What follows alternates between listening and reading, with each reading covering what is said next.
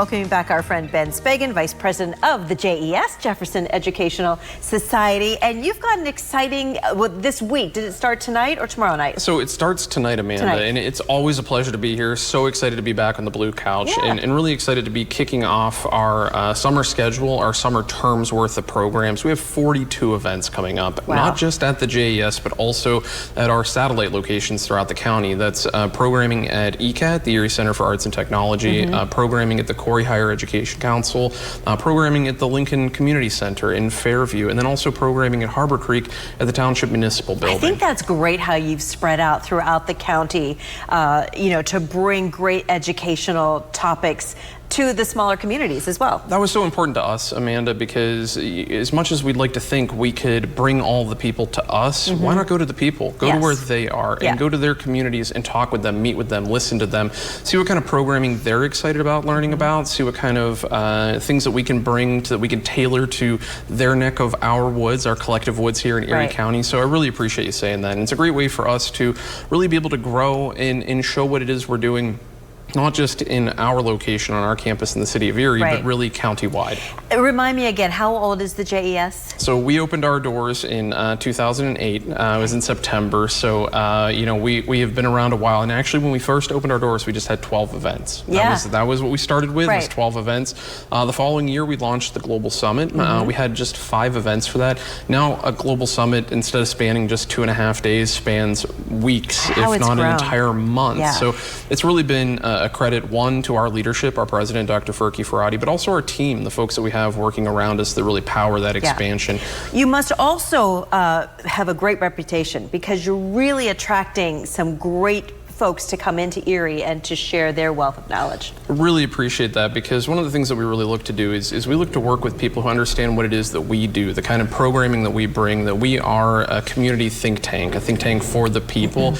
And rather than just bringing somebody in tarmac to tarmac, come into our town, do a presentation, and then head on out, how can we develop a lasting relationship? And Dr. Robert Garland's one of the people that we've been able to do that with. Yeah, so he's in residency all this week. An entire week. He was here last year, right? He was. And wanted to come back. And that was the really exciting thing, Amanda, is we were able to bring him in for Global Summit in 2023. And in his lecture, which was a sold-out event at the JES, it drew such a response that folks are saying, oh, you got to bring him back, you got to bring him back. And we thought we will bring him back.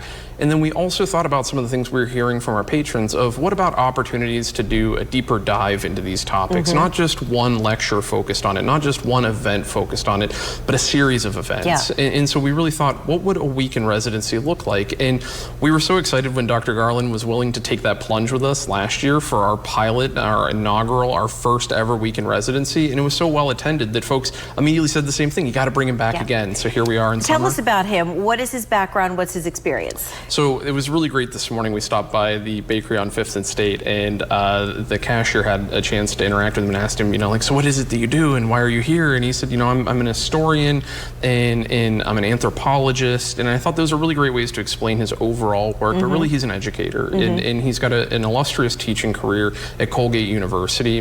He's also written more than a dozen books. His most latest we have here on the table is going to be available for purchase thanks to our great friends at Warner Books at our event tonight and other events throughout the week.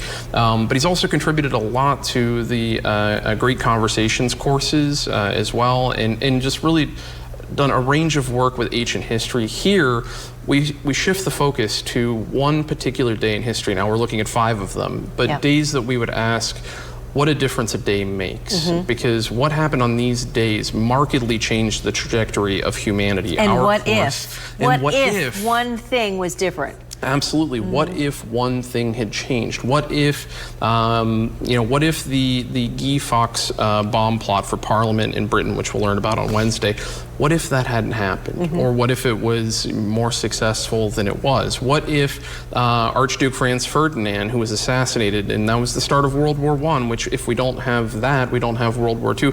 What if they hadn't turned the wrong way down the wrong alley, which pinned them in, and the assassin was able to then make his move and assassinate the Archduke. What if? And just the impact that those days have had on us as a species, the way that we look at ourselves, the way that we tell our stories, the way that we interact.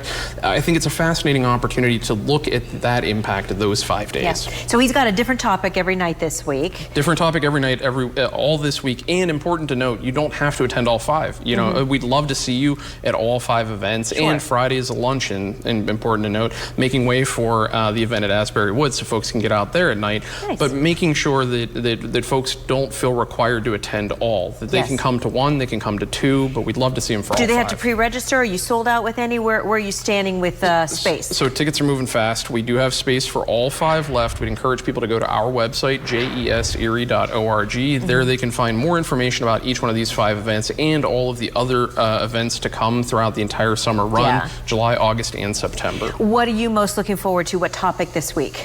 Oh my gosh. So I was a big fan of the movie Oppenheimer. And when that came out, and I found that was a really fascinating dive into that part of humanity. And so looking at the bombing of Hiroshima on Friday and what it meant that we achieved nuclear, that what we could actually do and what we unleashed onto the world and what that meant and how that changed us, that's one of the ones that I'm personally looking forward to because I think it's so timely. And it's so timely today with what happened in what is happening in Iran. Absolutely. And we have to ask ourselves those questions. Just because we can doesn't mean we should. And what lessons does history have to teach us? Right. That was a great movie, wasn't it? It was. Ben, it's always a pleasure. Thank you so much. Here's your pin. You've been on the blue couch. Amanda, I appreciate this. Yes. I will wear it with pride. Thank you for having me back. My pleasure. Come back anytime. We're going to send it back over.